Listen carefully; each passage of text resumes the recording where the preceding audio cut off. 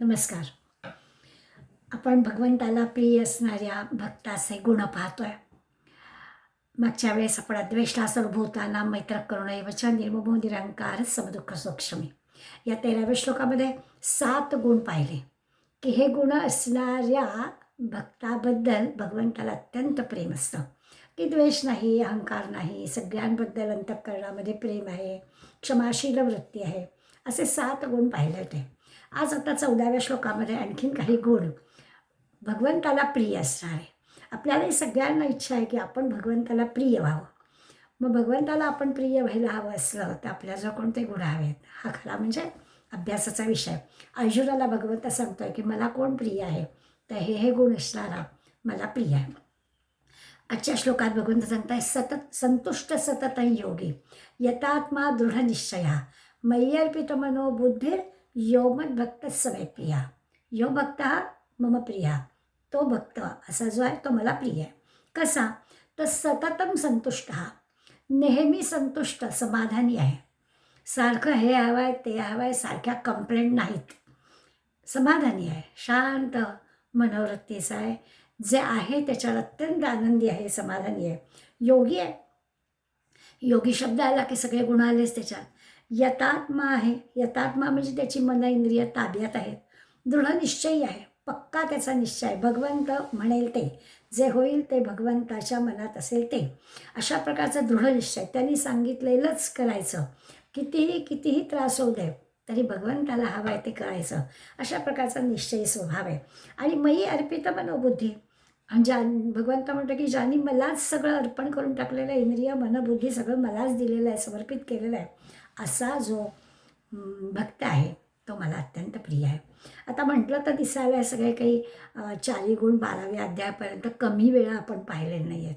आपण चांगल्या भक्ताची 13व्या अध्यायात लक्षणं पाहिली, स्थितप्रज्ञाची लक्षणं पाहिली, ज्ञानी भक्ताची लक्षणं पाहिली. त्या प्रत्येक वेळेला हे सगळे गुण आपण अगदी नेहमीच पाहत आलो. तरीही 12व्या अध्यायात भक्तीच्या माध्यमातून भगवंत आपल्याला हे गुण कोणाकोणाजवळ असतात आणि ते मला का प्रिय आहेत असं सांगतो आहे. आता म्हटलं तसं की संतुष्ट हा पहिला जो गुण आहे. आपण आपल्याशी नेहमी तुलना करतो की आपण आहोत का समाधानी, आपण आहोत का संतुष्ट. काही जरी मिळालं आपल्याला तरी ते तुष्ट आहोत का? हां, तृप्त असणं आणि तुष्ट असण्यात फरक आहे. तृप्ती असते. खाद्यपदार्थांचा विचार केला तर सध्या आता आमरसाचे दिवस आहेत, तर आमरस दुपारचं आमरसपोळीचं जेवण झालं तर आपण अगदी तृप्त झालं, आता अगदी काही नको. पण हे किती वेळ? थोडा वेळ. पुन्हा थोड्या वेळाने आपल्याला खावंसं वाटतंच. त्यामुळे ते जे अशा वस्तूंवरती अवलंबून असणारं जे समाधान आहे, ती तृप्तता आहे, ती संतुष्टता नाही आहे. पुन्हा आपल्याला ती गोष्ट लागते. संतुष्ट समाधानी असणं म्हणजे वस्तू मिळो न मिळो तरी देखील आनंदी, असं असलं पाहिजे. म्हणजे अगदीच आता हाच विषय म्हणून बोलायचं झालं तर आपली पिढी, तुमची आमची पिढीतली मंडळी हल्ली बोलतात, आंब्याचा भाव ऐकला की आपण काय म्हणू, आम्ही अगदी तृप्त झालो आहे आंबे खाऊन, एवढे महागीचे आंबे आणून खायची काही आम्हाला आवश्यकता नाही, आम्ही अगदी समाधानी आहोत, भरपूर आंबा खाल्ला आहे लहानपणापासून आम्ही, असं आपण बोलतो की. कारण न खाता सुद्धा ते समाधान आम्हाला आहे असं आम्हाला ते वक्तव्यातून सांगायचं असतं. तर ते संतुष्ट असणं, समाधानी असणं, नाही मिळालं तरी त्याचं दुःख नाही वाटणं, अशा प्रकारचं जे असतं, असा जो भक्त आहे तो भगवंताला प्रिय आहे. त्याला सम्यक तुष्टी आहे. सम्यक म्हणजे योग्य, योग्य पद्धतीने तो अत्यंत तुष्ट, अत्यंत समाधानी आहे. कुठल्याही कारणाशिवाय त्याला समाधान आहे. म्हणजे औषध न घेतल्याशिवाय दुखणं बरं होणं, म्हणजे म्हणू तसं ते समाधान होणं आहे. काही घ्यायला लागलं आणि आपल्या आप झालं, बरं वाटलं, असं जे आपण म्हणतो तसं काही न घेता जेवल्याशिवायच तृप्ततेचं समाधान मिळणं आपल्याला. म्हणजे भोजनापूर्वी ते समाधान, भोजन झाल्यावरही तेच समाधान, अशा प्रकारचं तुष्ट असणं, संतुष्ट असणं, समाधानी असणं, हा गुण प्रत्येक वेळेला जेव्हा प्रत्येक गोष्टीत ज्या कोणा भक्ताला असतो तो भक्त भगवंत म्हणतो मला अतिशय प्रिय असतं. कारण आपोआपच एक प्रसन्नपण, आनंदीपण या भक्ताजवळ येतं. जो समाधानी आहे, संतुष्ट आहे, त्याच्या चेहऱ्यावर आनंद असतो, समाधान असतं.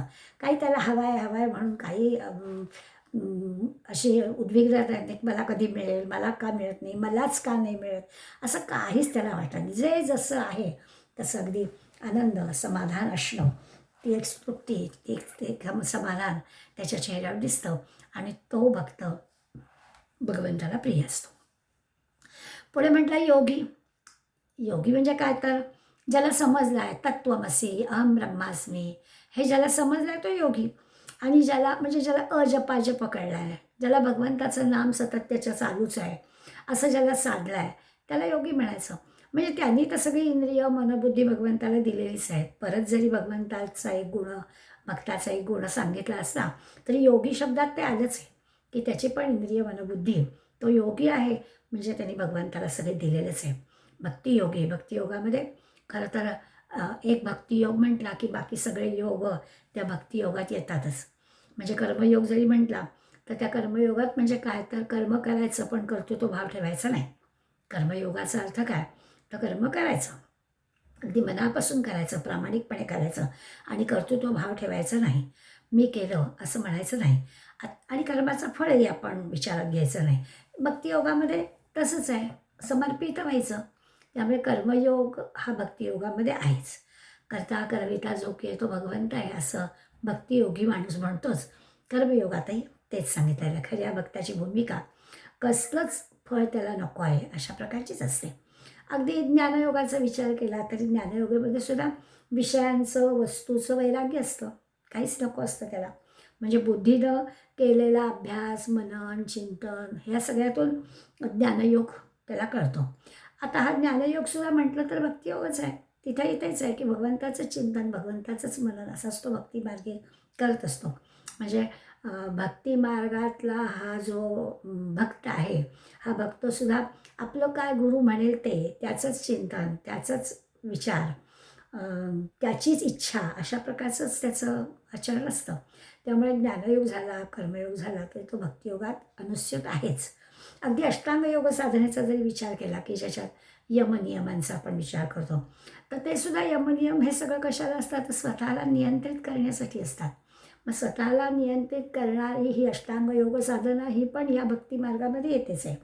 त्यामुळे भगवंताचं अखंड अनुसंधान ही जी या भक्तिमार्गातली गोष्ट आहे, म्हणजे योग्याला जी करायची आहे, यात आपण काही वेगळं नाही आहे. भक्तिमार्गात हे सगळे मार्ग एकत्र आलेले आहेत. म्हणजे सगळे योग एका भक्तियोगामध्येच आलेले आहेत असं आपल्या लक्षात येतं.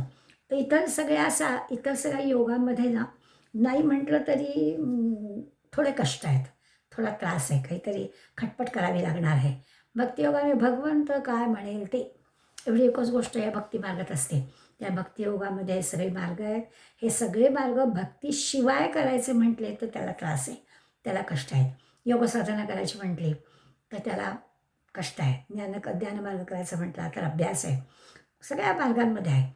एक भक्तिमार्गाची कास धरली तर हे सगळे योग त्याच्यात येतात आणि पुन्हा कष्ट नाहीत.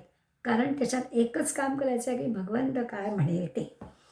योगी जरी म्हटला तरी योग्याला कसं पद्मासनाला काय ते शांत मुद्रा, डोळे मिटलेले, भिक्षा मागूनच राहा वगैरे वगैरे अनेक अनेक त्यांची जी ह्या आहेत सगळे नियम आहेत, त्या नियमांचं पालन करावं लागतं.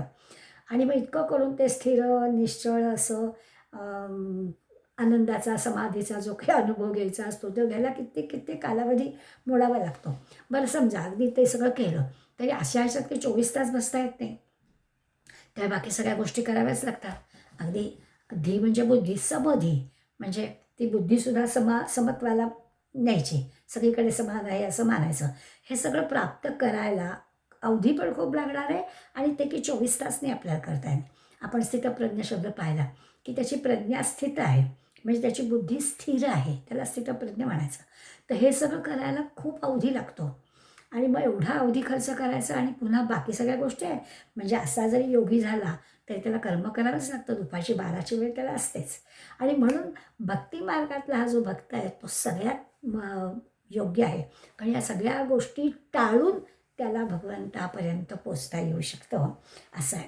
त्यामुळे ज्ञानी भक्त झाला तरी म्हणजे भगवंताला तो जो भक्त आवडतो तो ज्ञानीच भक्त असतो, तो योगीच भक्त असतो, तो स्थितप्रज्ञच असतो.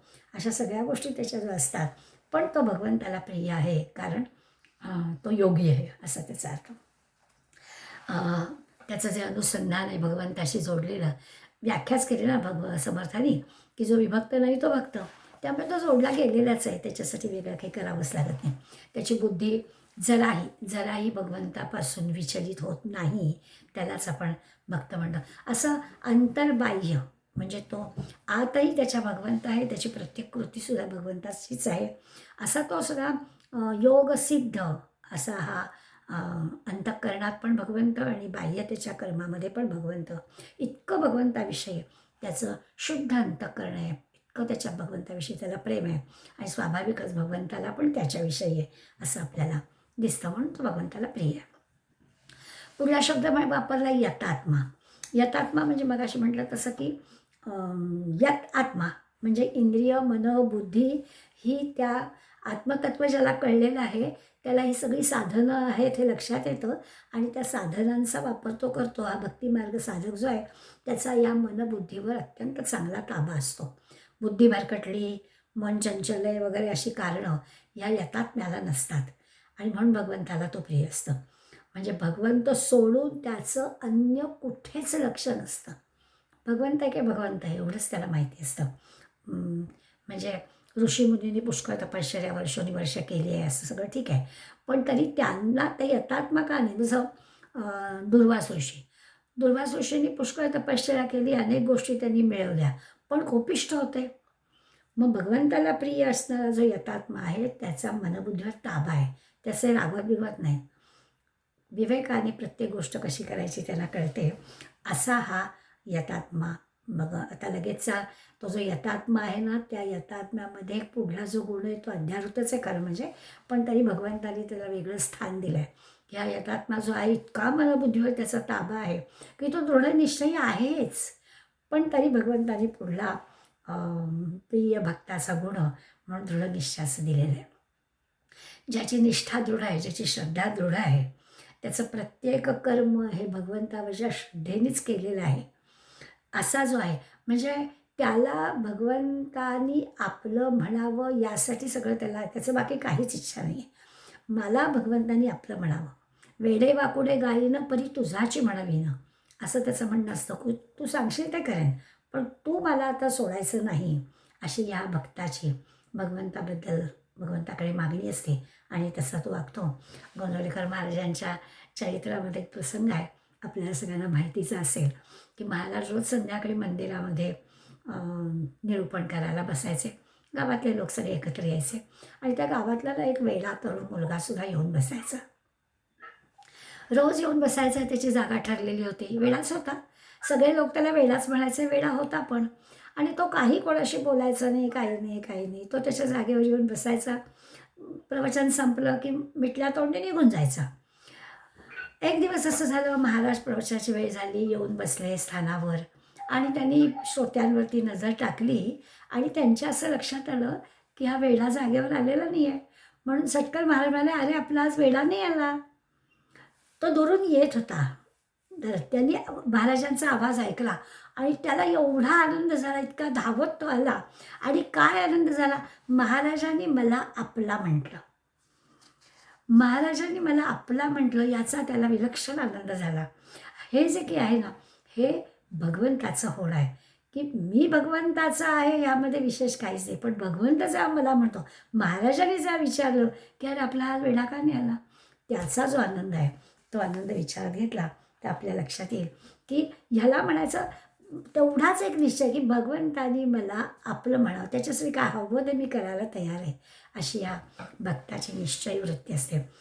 तुकाराम महाराजांनी विठ्ठल विठ्ठल एवढं नाम घेतलं, एवढं काय काय केलं, ती विठ्ठल दशाची तळमळ त्यांना लागलेली होती. अजून का मला पांडुरंग दर्शन देत नाही. आणि आपल्याला माहिती आहे त्यांच्या चरित्रामधला प्रसंग, त्या काळामधले लोक शेंडी ठेवायचे. तुकाराम महाराजांची पण शेंडी होती. ते म्हणाले आता नाही, आता विठ्ठल भेटीशिवाय दुसरं काही नाही. आणि मग त्यांनी काय केलं, एक दोरी बांधली आपल्या शेंडीला आणि त्याचं दुसरं टोक कुंटीला बांधून ठेवलं आणि विठ्ठलाच्या दर्शनाशिवाय आता जागचा हलणार नाही असं मनोमनी ठरवलंच.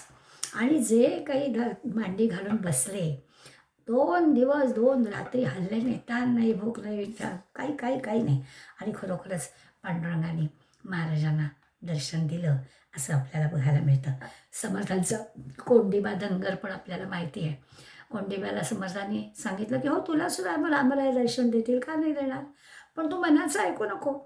कोंडीबाला विचारलं, हा दाढीवाला सांगतोय म्हणजे बरोबरच आहे. मग मनाचं ऐकू नको म्हणजे काय, कुठली कृती करायची तर मनानेच घ्यावी लागते ना. आता इथून घरी जायचं आहे तर मनात आल्याशिवाय कसं काय चालायला सुरुवात करणार. खूप विचार केला कोंडीबाने आणि त्याच्या लक्षात आलं की काही नाही, आता एका जागी उभं राहणं, काहीच करायचं नाही, काहीच करायचं नाही, मनाचं ऐकायचं नाही म्हणजे काहीच करायचं नाही. आणि असा बिचारा एका जागी 2 दिवस 2 रात्री उभा राहिला आणि रामायणाने त्याला दर्शन दिलं, अशी आपल्याला कथा ऐकायला मिळते. स्वामी विवेकानंद कन्याकुमारीच्या त्या समुद्रातल्या खडकावर 72 तास, थोडे थोडके 72 तास, ताण नाही, भूक नाही, ऊन नाही, थंडी नाही, वारा नाही, रात्र नाही, दिवस नाही, असे बसले आणि इथून उठणार नाही. माझ्या मनातल्या सगळ्या प्रश्नांची उत्तरं स्पष्ट होईपर्यंत मी इथून उठणार नाही.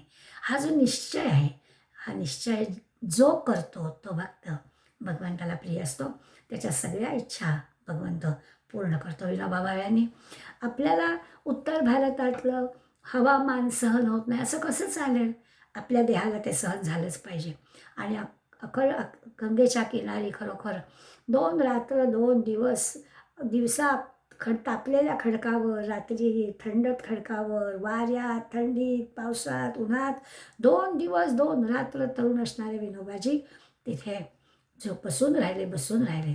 आणि असं काही त्या निसर्गाकडून त्यांनी शक्ती प्राप्त करून घेतली की भूदानाच्या चळवळीच्या वेळेला भारतभर पदयात्रा केली. पण तो माणूस उत्तर भारतात असू दे, हिमालयात असू दे, कुठेही जाऊ दे, तो पंचावर राहू शकला. कारण शरीर असं त्यांनी कमावून ठेवतं. निसर्गातून त्यांनी ही सगळी शक्ती मिळवली होती. निश्चयी असणारा भक्त भगवंताला प्रिय आहे असं जे म्हणतायत त्याचा अर्थ आपल्याला कळेल. जमेल तसं, जमलं तर बघू, जमेल तितकंच करू, असले शब्द या निश्चयी भक्ताजवळ नसतात. रात्रंदिवस दृढ निश्चय, भगवंत जे म्हणतोय तेच, भगवंताला जे प्रिय आहे तेच, हे मिळाल्याशिवाय मी स्वस्थ राहणारच नाही, अशा प्रकारचा जो स्वभाव ज्या भक्ताचा असतो, जो असं करतो त्याला भगवंत म्हणतो की तुम्हाला प्रिय आहे. पुढला गुण सांगितला आहे, मय्ये अर्पितो मनोबुद्धी, मनोबुद्धी मला अर्पण केलेली आहे. मग अशी मनोबुद्धीवर ताबा मिळवला आहे असं झालं आहे. आता नुसता ताबा नाही, मनोबुद्धी ताब्यात तर आहेच, पण ते आता भगवंताला समर्पित आहे. सर्वस्व भगवंताला अर्पण, पूर्णपणे त्याचं होणं.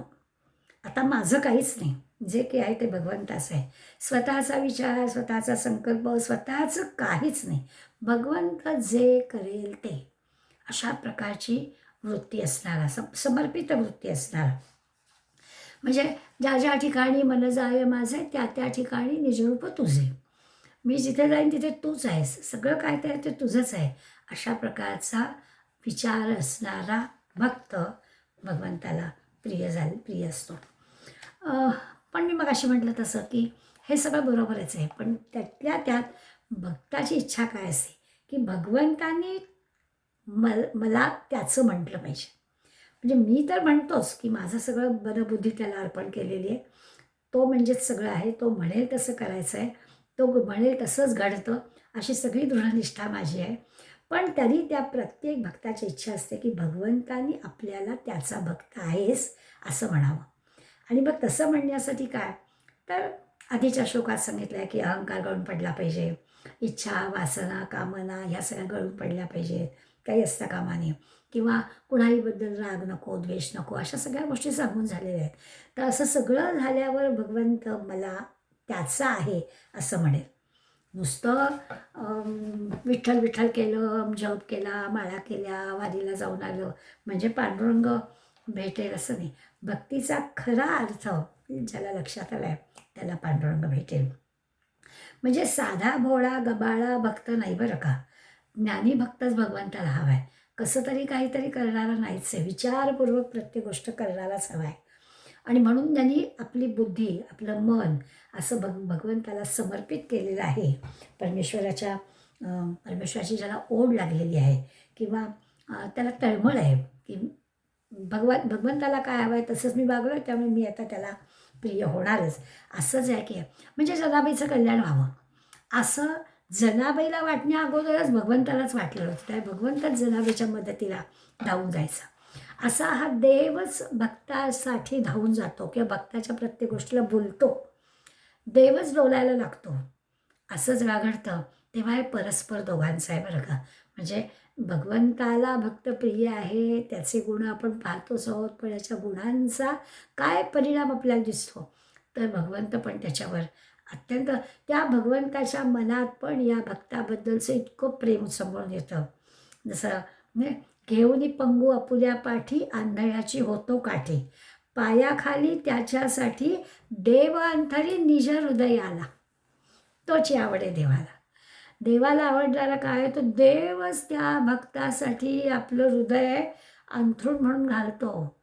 इतकं प्रेम करतो, इतकं भगवंत भक्तावर प्रेम करतो. असा हा भक्त भगवंताला प्रिय आहे. आणि आत्ताच्या श्लोकातल्या ह्या अखेरच्या टप्प्यावर आपण असं आलो की आता सारखं आपण असा भक्त भगवंताला प्रिय आहे असं म्हणण्यापेक्षा असा भक्त आणि भगवंत हे एकमेकांना फार प्रिय आहेत असा अर्थ त्याचा सांगायला हवा. आणखीन पुढल्या श्लोकामध्ये आणखीन काही गुण आपण पाहणार आहोत. यस्मान्नो द्विजते लोको लोकांनो द्विजते च यः हर्षामर्ष भयोद्वेगै मुक्तो यस्य च मे प्रिया. आणखीन भगवंत अर्जुनाला सांगतोय की अरे असं असं असेल ना तर तो मला प्रिय आहे. कसा तर यस्मात लोक हा न उद्विजते, म्हणजे ज्याच्यामुळे कोणीच कधी उद्विग्न होत नाही. असा माझा भक्त आहे की याचा कोणाला रागच येत नाही.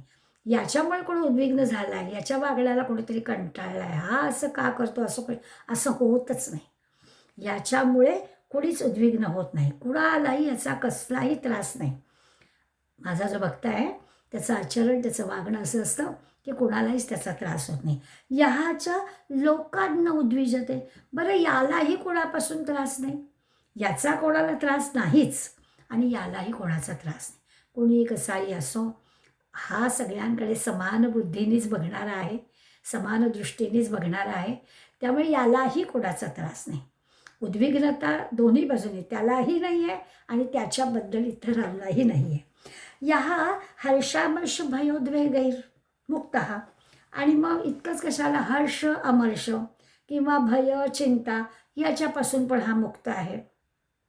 कशाचा याला भय नाही, कुठल्याही प्रकारची याला काळजी नाही, याचा आनंद दुःख सुख असं काही उचंबळून वाहत नाही. सगळं ह्या सगळ्यातून जो मुक्त झालेला आहे हा समे प्रिया असा भक्त मला आवडतो. आता म्हणजे काय, भगवंतानी मला प्रिय आहे असा खरं तर गुणी माणूस भेटल्याचा आनंद सगळ्यांनाच होतो. आता भगवंताचा हा भक्त जो आहे तो भेटल्याचा आनंद सगळ्यांनाच होणार, भगवंताला झालाच आहे. पण त्याची खूण काय तर सगळ्यांनाच हा आनंद देतो. हा भेटला की सगळ्यांना बरं वाटतं, कोणालाच उद्वेग वाटत नाही. कधी कधी आपण म्हणतो ना की एखादा माणूस समोर आला की अगदी फुटपाथ बदलावा का काय, असं या भगवंताच्या भक्ताबद्दल कुणाच्याच मनात येत नाही. सगळ्यांना तो हवाहवासा वाटणारा असतो, सगळ्यांना प्रिय असतो. असं आहे ना की आपल्याला आवडणाऱ्या माणसाचे तर गुण आपण पाहतोच, पण आपण भगवंताला आवडणाऱ्या माणसाच्या गुणाचा विचार करतोय. एखादा माणूस आपल्याला आवडतो तर त्याचं वर घ्या भेटला ना की अगदी बरं वाटतं हां, असं आपण अनेकांबद्दल म्हणू शकू. इथे तर भगवंताला प्रिय असणारा हा कसा, तर भगवंताला प्रिय आहे तो सगळ्यांना प्रिय असतो किंवा सगळ्यांना प्रिय असते. जो आवडतो सर्वांना तोची आवड आहे देवाला. बदल करून असं आपण पण म्हणतो की जो देवाला आवडतो तो सर्वांना आवडतो असं म्हणायला हरकत नाही. तर असं असल्यामुळे देवाला आवडणाऱ्या माणसाचं वागणं बोलणं हे स्वाभाविकच सगळ्यांना आनंद देणारं असतं. हा अनुभव काही आपल्याला नवीन नाही. का बरं आपण संतांच्या सगळ्या साहित्यावर एवढं प्रेम करतो, संतांच्या जन्मतिथी संतांची स्मृतिदिन आपण साजरे करतो, कारण त्यांचं भगवंतावरती जे प्रेम आहे आणि भगवंताचं त्यांच्यावर जे प्रेम आहे त्या प्रेमामुळे आपण पण त्यांच्यावर प्रेम करतो. त्या भगवंताला जे जे आवडतं ते सामान्य तुम्हा आम्हाला पण आवडणं हे अगदी स्वाभाविक गोष्ट आहे. प्रत्येकच गोष्ट भगवंताला आवडणाऱ्या भक्ताची बाकीच्यांना आवडतेच. आता या आवडणाऱ्या मंडळींबद्दल आपण विचार एवढ्यासाठी करायचा की आपल्याला तसं व्हायचं आहे, ते सगळे गुण आपल्यामध्ये पण यावेत असं आपल्याला प्रयत्न करायचा आहे. जे कोणी केवळ आणि केवळ स्वतःबद्दल बोलतात ना, ती माणसं आपल्याला पण आवडत नाहीत. आपण पण हा काय माणूस स्वतःचं सगळं सांगत असतो. कधी कधी असते बरं का, अनेकांना सर आमच्या ओळखीचे आहेत, त्यांचा फोन आला की ते फोनवर कधीच आपल्याविषयी विचारत नाही. बाई गं तू कशी आहेस, केव्हा आलीस, लेक काय म्हणते, काहीतरी माणूस विचारेल ना 8-15 दिवसांनी, महिन्यांनी, 2 महिन्यांनी फोन झाल्यावर कधीच नाही विचारणार. ते फक्त आपला मुलगा, सून, मुलगी, जावई, नातवंड, आम्ही किती व्यस्त आहोत, आमचे आकाशवाणीवर किती कार्यक्रम झाले, आमचे दूरदर्शनवर किती कार्यक्रम झाले, सगळं आपल्याविषयी बोलतात. मग आपण काय म्हणतो अशा माणसाने, की काय हे सगळं बी आपलंच लावलेलं आहे. अशी माणसं लोकांना जशी आवडत नाही, भगवंताला पण आवडत नाही. भगवंताचा जो हा भक्त आहे ना, तो स्वतःविषयी बोलतच नाही कोणाला. सगळ्यांना तो आवडतो कोण, तर जेव्हा जो दुसऱ्याविषयी काहीतरी विचार करतो ना, तो भगवंताला आवडतो आणि इतरांना पण तोच आवडतो. जो स्वतःबद्दलच सांगत सुटतो तो कोणालाच आवडत नाही. मग भगवंताला तरी कसं आवडेल. म्हणून पहिलं जे त्यांनी म्हटलं आहे की यस्मानो द्विजतले को, ज्याच्यामुळे कोणीच उद्विग्न नाही, त्याच्या बोलण्याचा, त्याच्या असण्याचा सगळ्यांना आनंद मिळतो. त्याचा फोन नुसता येणं हे सुद्धा आनंददायी असतं. मला फोन आला होता असं म्हटलं की किती बरं वाटतं. याचं कारण काय की असा भगवंताला प्रिय असणारा भक्त हा सर्वांना प्रिय असतो. कोणाला आवडत नाही असं होत नाही. असे जे भगवंताचे भक्त आहेत आणि त्याची खूण आहे, ते स्वतःबद्दल बोलत नाहीत, ते दुसऱ्यांबद्दल बोलतात. सगळी दुसऱ्याची काळजी घेतात, दुसऱ्याचं हवं नको बघतात, दुसऱ्याचं सुखदुःख बघतात. दुसऱ्यांविषयी कनवाळू वृत्ती असणारा भगवंताला आवडतो, स्वाभाविकच सगळ्यांना आवडतो. अशांसाठी भगवंत म्हणतोय की देव अंतरी निज हृदयाला. अशांसाठी देव त्या भक्ताला स्वतःचं हृदय अंथरूण म्हणून देतो आहे, स्वतःचं अंतःकरण अंथरूण घालतो आहे. अर्पुन आपले हृदय सिंहासन, बसायला भगवंताचं हृदय त्याला मिळतं. काय भक्ताचे लाड आहेत, भगवंत स्वतःच्या हृदयी त्याला घेतो आहे. खरंच त्या हनुमंताने छाती पाडून दाखवलं की माझ्या हृदयात राम स्थित आहे. असा दास असणारा हनुमंतच करू जाणे, असा भगवंताला प्रिय असणारा दास असतो. माऊली म्हणतात, जया मी अंतःकरण बैसो घाली. माऊलींचा जो भगवंत आहे ना, त्या माऊलींचा भगवंत अर्जुनाला सांगतोय की जया मी अंतःकरण बैसो घाली. ज्या भक्तासाठी मी माझं अंतःकरण त्याला बसायला बैठक म्हणून घालतो. खरं तर असं आहे की आपण भक्तांनी भगवंतासाठी आपल्या हृदयाचं आसन करायचं की भगवंतानी माझ्या हृदयी यावं आणि इथे राहावं. आणि मग ते भगवंत माझ्या हृदयी राहणार म्हणून मग ते हृदय स्वच्छ हवं, निर्मळ हवं, तिथे काही राग द्वेष काही येता कामा नये, असं ते स्वच्छ करायला हवं. असं भक्तांनी करावं, असं आपण आत्तापर्यंत ऐकत आलो. आता भगवंत म्हणतोय की माझं हृदय मी त्याला देतो. भगवंत भक्ताला बसायला हृदय देतात. असं भक्तासाठी भगवंत जो काही करतो आहे ते एकमेकांना प्रिय असल्याखेरीज नाही. आई जशी मुलांसाठी करते, आजी जशी नातवंडांसाठी करते, तसं आहे भगवंताचं भक्तावरचं प्रेम आहे. तो तर स्वतः कोणाला त्रास देतच नाही, यालाही कोणाचा त्रास होत नाही. असा जो आहे म्हणून एकमेकांवर असंच आपण म्हटलं, जरी भगवंताच्या तोंडी हे असतं ना सच मे प्रिया, असा भक्त मला प्रिय आहे, तरी वाचता वाचता असं आपल्याला वाटतं की अरे असा भगवंत भगवंताला प्रिय आहे. याचा कारण हेच आहे की भगवंताला तो भक्त प्रिय आहे. त्यामुळे स्वाभाविकच हे दोन्हीकडलं प्रेम आहे, हे फक्त एकतर्फी भगवंताकडून आलेलं प्रेम नाही आहे, हे आपल्या लक्षात येईल. खरं आहे हे जे सगळं संत महात्म्यांबद्दलचाच विचार आहे ह्या, कारण ते जे काही परमेश्वराचे भक्त आहेत त्यांच्याच विषयी आपण एवढ्या गुणांचं बोलू शकतो. बाकी आम्हा सामान्य मंडळींना हे एवढं सगळं जमणं अवघडच आहे. आपल्या काही सगळ्या काही कामना संपत नाहीत, आपल्याला काही मगाशी म्हटलं तशी तृप्तता समाधान सगळ्या बाबतीत येत नाही. त्यामुळे आपण कितीही जरी विचार केला तरी हे कुणाहीबद्दल उद्वेग न येणं, कुणाहीबद्दल द्वेष न वाटणं, काहीही असो असं परिणाम आपल्यावर करून न घेणं हे जमणं खूप अवघड असतं. आपला छोट्या छोट्या गोष्टींवरती रागा असतो. आपल्याला तर रोजच्या घरात चालणाऱ्या त्राग्याच्या गोष्टी किती किती असतात, बारीक सारीक असतात पण कितीतरी असतात. आपण सहज बोलून जातो. आमच्या वेळेस आम्हाला एक चपलेचा जोड असायचा. तो खराब झाला, जुना झाला की मग नवीन. एका वेळेला अनेक नाही. आता मुळे काय आपण बघतोय, एका माणसाला 10-10, 15-15 सुद्धा जोड असतात. काय चाललं आहे? असं अशा गोष्टीसुद्धा आपल्या उद्वेगाला उपयोगाच्या कारणीभूत होतात. या अशा बारीक-सारीक वाटणाऱ्या गोष्टीसुद्धा. आता ह्याच्यात आपल्याला काय करायचं आहे? हा जो भगवंताचा लाडका भक्त आहे ना, ह्याला काही दिसत नाही का हो? आपल्या ज्या उद्वेगाच्या, आपल्या ज्या त्रासाच्या गोष्टी आहेत, अगदी आज आपल्या व्हॉट्सॲपवरती फिरत आहे आणि गोष्ट खरी आहे, वाईट वाटतं आपल्याला की मुसलमान मुली पण तरुण असताना त्या सबंध काळा बुरखा घालून आपल्या पब्लिक प्लेसमध्ये जेव्हा जायचं असतं, मग मॉलमध्ये हिंडू देत, टॉकीजमध्ये जाऊ देत, त्या पूर्ण नखसुद्धा त्यांचं दिसत नाही. आणि आमच्या मुली किती तोकडे कपडे घालून हिंडत आहेत. का त्यांना शरम वाटत नाही? का त्यांना लाज वाटत नाही? आमची उद्वेगाची, आमची त्राग्याची गोष्ट नाही आहे का हो ही? आहे. हा भगवंताचा जो लाडका भक्त आहे, त्याला हे दिसत नाही आहे का? त्याला हे उद्वेग होत नाही आहेत का? होतात. त्यालाही हे सगळं दिसतं. एक तर तो बोलत नाही किंवा बोलला तरी तो मनामध्ये धरून ठेवत नाही. आमचा जो उद्वेग असतो तो फुटण्यासारखा फुटतो. ऐकलं नाही की आणखीन रागावतो. अशा अनेक गोष्टी आमच्या होतात. भगवंताच्या त्या लाडक्या भक्तामध्ये आणि तुमच्या आमच्यामध्ये हा मोठा फरक आहे की आम्ही ते धरून बसतो. भगवंताचा लाडका भक्त बोलतो, योग्य ठिकाणी बोलत नाही अशातला काही भाग नाही, पण ते धरून ठेवत नाही. त्याच विषयावरती कटुता निर्माण होईल असं तो करत नाही. आणि म्हणून त्याचा कोणाला कंटाळा येत नाही असं जे म्हणतो आहे, त्याचं कारण काय आहे? आपल्याला हे जमलं पाहिजे की आपण योग्य ठिकाणी काय छडी मारायची ती मारायला हवी, परंतु त्याचा आपण धरून ठेवून दुसरीकडे त्याचा वापर होईल असं करायचं नाही. हा जो भगवंताचा आवडता भक्त आहे किंवा लोकांचा कंटाळा त्याला नाही किंवा लोक त्याचा कंटाळा करत नाही तसं आपण पाहिलं. यालाही जगाचा कंटाळा येत नाही आहे. सगळ्यांविषयी जर आपलेपणाचा भाव आहे तर कंटाळा येऊ कसं चालेल? त्याला सगळं दुसऱ्याचं जे सुख आहे ते आपलं सुख वाटतं आहे, दुसऱ्याचं जे दुःख आहे ते आपलं दुःख वाटतं आहे. इतकं जे परके पण नाहीच आहे. सर्व भूतमात्रांविषयी त्याच्या मनामध्ये प्रेम आहे. आपला परका, माझा, तुझा, चांगला, वाईट हा भावच नाही आहे त्याच्या मनामध्ये.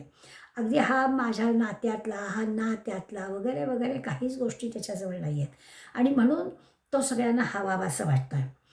पण जसं वागायला हवं तसं तो करतो बरं का. हेही आपल्याला या भगवंताचं लाडकं असणं म्हणजे दुबळं असणं नाही. भगवंताचं लाडकं असणं म्हणजे एका गालावर मारल्यावर दुसरा गाल पुढे करणं नाही. योग्य ठिकाणी आपल्या शक्तीचा, बुद्धीचा वापर तो करतो, फक्त ते धरून ठेवत नाही. हा पुढला जो मुद्दा आहे तो आपल्या लक्षात घ्यायचा. उदाहरण द्यायचं झालं तर तुकाराम महाराजांचा अभंग आपल्याला सगळ्यांना माहिती आहे. दया तिचे नाव भूतांचे पालन. हे बरोबर आहे. सगळ्या भूतमात्रांचा सांभाळ करणं याला दया म्हणतात. आणि निर्दालन कंटकांचे, त्यालाही दयाच म्हणायचं. जे दुष्ट बुद्धीचे आहेत, जे कंटक आहेत, जे समाजाला त्रास देणारे आहेत, त्यांचं निर्दालन करणे ही पण दयाच आहे. हे तुकाराम महाराजांनी आपल्याला सांगितलं आहे. आणि त्यामुळे हा भगवंताचा लाडका भक्त दुबळा नाही आहे. काय जे असेल ते स्वीकारणारा नाही आहे. आपला विरोध असेल किंवा चुकीचं वर्तन असेल तिथे तो बोलणारा आहे. फक्त फरक एवढाच आहे की तो भगवंताचा लाडका आहे.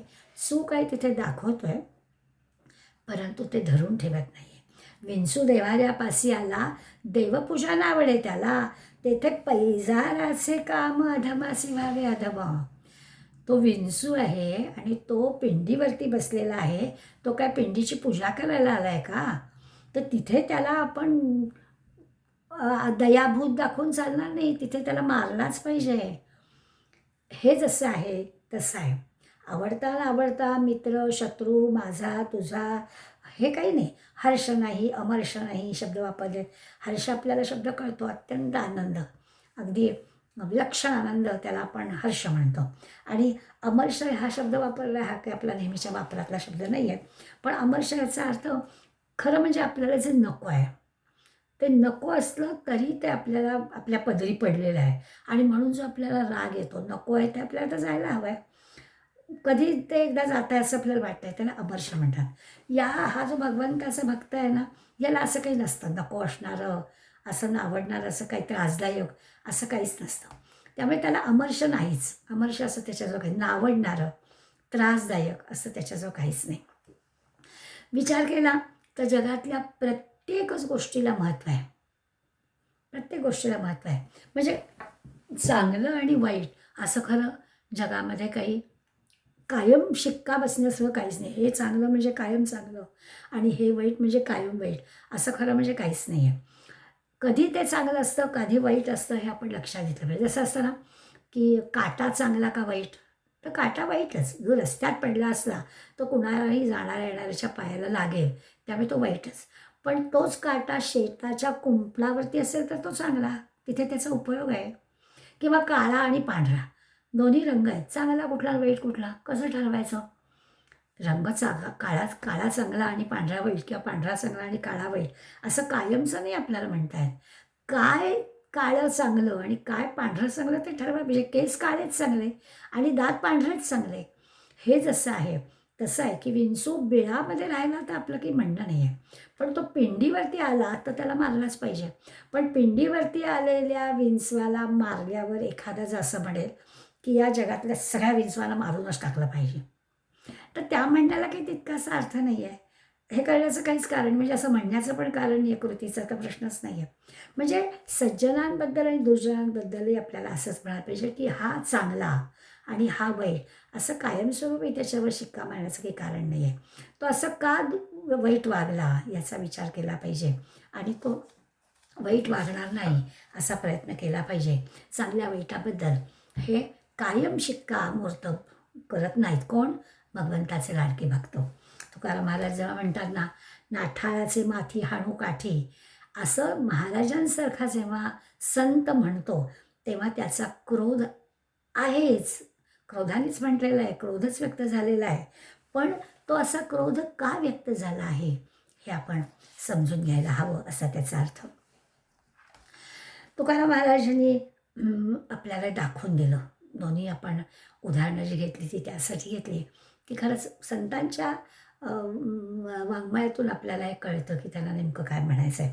आता भगवंताच्या लाडक्या भक्ताजवळ पुढलं आपण पाहिलं, की द्वंद्व म्हणजे दोन गोष्टी नाहीतच. सुख-दुःख असं हे त्याच्याजवळ नाही. आपल्याला प्रत्येक गोष्टीत द्वंद्व असतं. म्हणजे आता सध्या आपण अनुभवतोय इतका उन्हाळा आहे, इतका उन्हाळा आहे, की आपण त्या उन्हाळ्याने कंटाळलो आहे.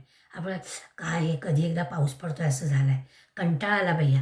म्हणजे ही जी उद्विग्नता आहे ना किंवा हे जे द्वंद्व आहे ना, ते आपल्याला जाणवतं, आपण ते व्यक्तही करतो. हा भगवंताचा भक्त आहे, तो शांत आहे. तो असं काही व्यक्त करत नाही. बरं आपलं असं आहे, की आत्ता उन्हाळा म्हणून आपण आपल्या त्या उन्हाळ्याबद्दल बोलतोय. आता उद्या जूनमध्ये धो पाऊस पडायला लागला, की त्या पावसाबद्दल पण आपण असं म्हणू, की "अरे जरा विश्रांती घे. किती पडतोयस? 48 तास झाले, आता जरा थांब." हे प्रत्येक गोष्टीमध्ये उन्हाळा असो, पावसाळा असो, हिवाळा असो, आपलं जे द्वंद्व आहे, आता खरं म्हणायला गेलं तर निसर्ग हा की आपल्या हातात नाही, जगाचे जे सगळे नियम आहेत, हे सगळे नियम की आपण बदलणार नाही आहोत. ते बदललं की आपल्या हातात नाही आहे.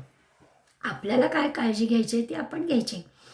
आणि म्हणून उद्विग्नता न आणता, त्रास होतोय असं न म्हणता, तक्रार न करता आपल्याला आचरण करावं लागतं. जे आहे ते स्वीकारावं लागतं. अ, पण तसं घडत नाही. आपल्यासारखी मंडळी आपण व्यक्त करतोच आपली उद्विग्नता.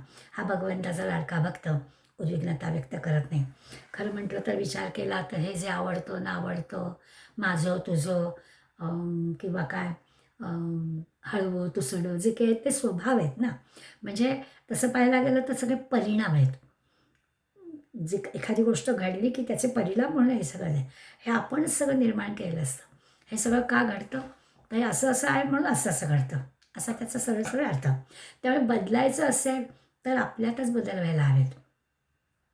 जे क कर्म घडतंय ते काही आपल्या हातात नाही आहे. त्याचे जे परिणाम आहेत त्याच्यात बदल व्हायला हवा असेल तर आपल्यात म्हणजे आपल्या स्वभावात बदल व्हायला हवा आणि स्वभावात बदल व्हायचा तर आपल्याला अभ्यास करायला हवा.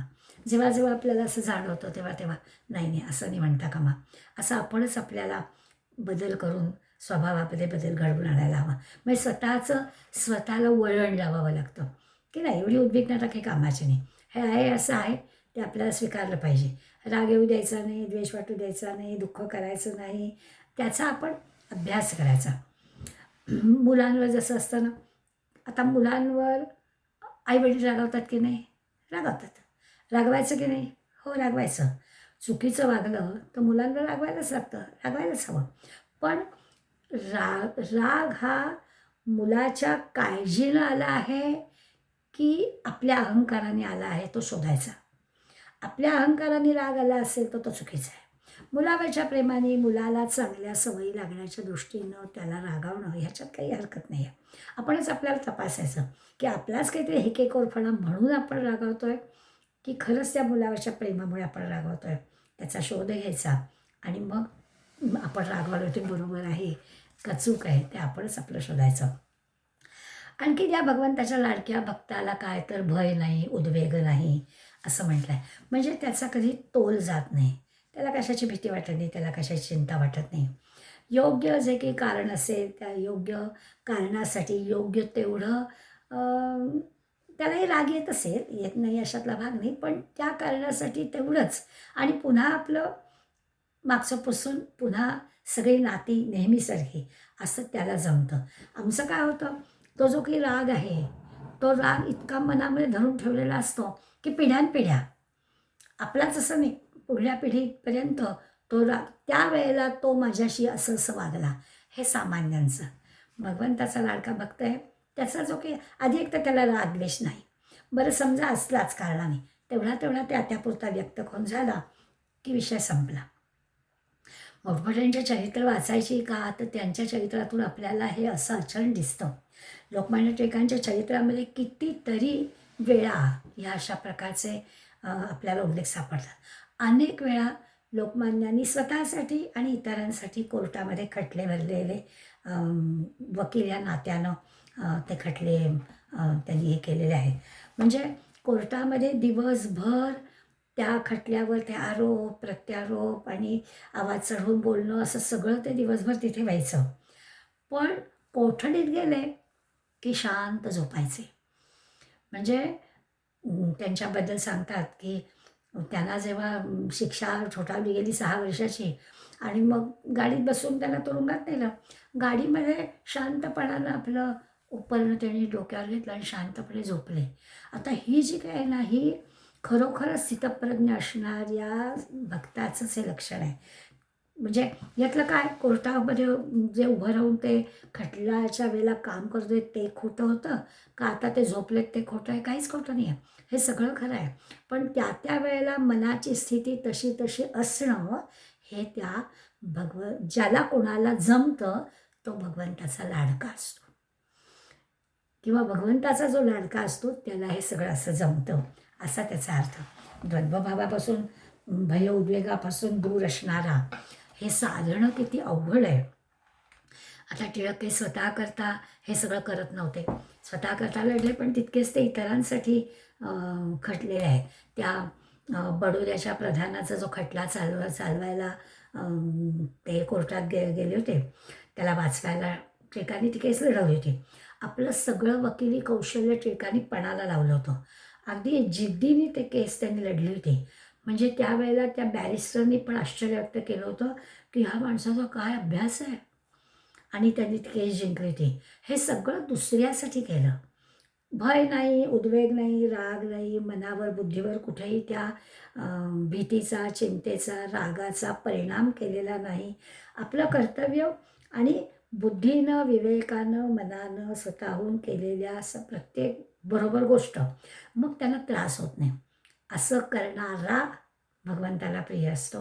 भगवंताला प्रिय असणारा असं करू शकतो. ज्यावेळी जे करायला हवे ते त्यावेळी बरोबर करणं ते त्यांच्याकडून होतंच. असा हा भगवंताचा लाडका भक्त आहे. एक तर ते कशातच आसक्त नसतात. आपलं काही नाव व्हावं दुसऱ्या दिवशीच्या वर्तमानपत्रात मधल्या पानावर, पहिल्या पानावर, मध्ये आपला फोटो यावा अशा अपेक्षेने काही हे सगळं केलेलं नसतं. त्या कुठल्याच प्रकारची आसक्तीने स्वतःसाठी काही केलेलं नाही. असा जो कर्तृत्ववान ज्ञानी भक्त भगवंताला प्रिय आहे.